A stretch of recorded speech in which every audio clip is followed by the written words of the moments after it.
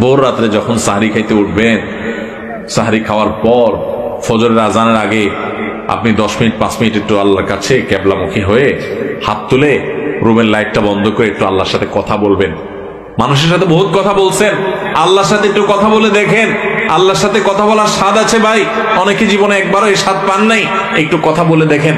ভোর রাতে সাহরি খেতে উঠলে 10টা মিনিট একটু হাত তুলে কথা বলেন। কিভাবে কথা বলবেন? কথা বলবেন এইভাবে, ও আল্লাহ, কত গুনাহ আমি করেছি, কত পাপাচার আমি করেছি, মরতে আমার হবে, তোমার কাছে যাওয়া আমার লাগবে আল্লাহ। শয়তানের প্ররোচনা করেছি, এই রমজান মাস তুমি কত মানুষকে মাফ করে দাও। নবী করিম সাল্লাল্লাহু আলাইহি ওয়াসাল্লাম বলেছেন, ওয়ালিল্লাহি উতাকাউ মিনান নার ওয়া যালিকা ফি কুল্লি লাইলা।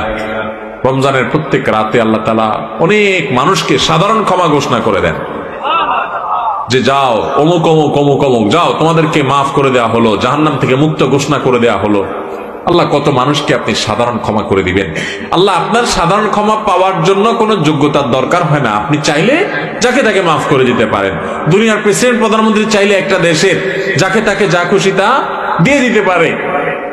তাদের যদি ক্ষমতা, তারা তো মানুষ। আল্লাহ আপনি তো মহান সৃষ্টিকর্তা, আপনি তো চাইলে আমার সব অপরাধগুলো মাফ করে আমাকে ফেরেশতা বানায় ফেলতে পারেন, পারেন না আল্লাহ? তো আল্লাহ আপনি